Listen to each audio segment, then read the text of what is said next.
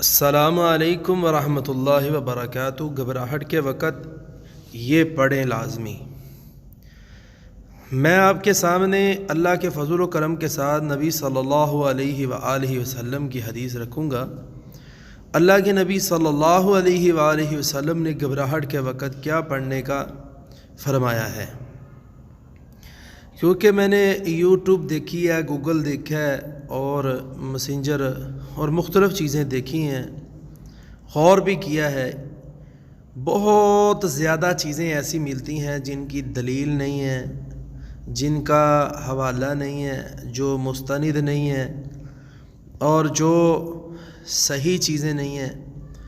اور میری کوشش یہ ہوتی ہے کہ میں خالص چیز، خالص دین، جو کہ اللہ کے نبی صلی اللہ علیہ وسلم کا فرمان ہے، وہ آپ کے سامنے رکھوں، کیونکہ دائرہ اسلام جو ہے یہ ایک دائرہ اسلام نے لگا دیا ہے ہمارے ارد گرد۔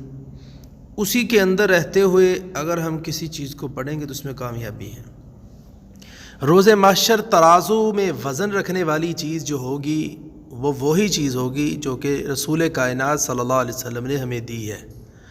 تو اسی لیے خالص چیز آپ کے سامنے آ رہی ہے، اور الفاظ اتنے زیادہ بھی نہیں ہیں، 2-3 لفظ ہیں، ان کو اس وقت آپ پڑھ دیں انشاءاللہ تعالی۔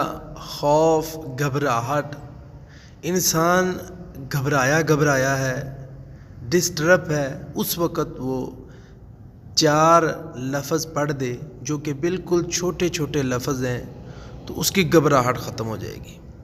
میں تو یہ سمجھتا ہوں کہ ان لفظوں کو ذہن میں پختہ کر لیں، اور اتنے آسان کہ بہت آسان ہے وہ 4 لفظ۔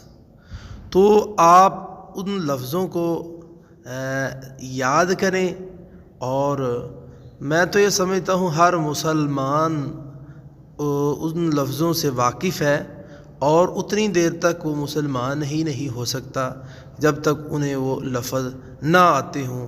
آپ بھی حیران ہوں گے کہ یہ بات میں نے کیا کہہ دی ہے۔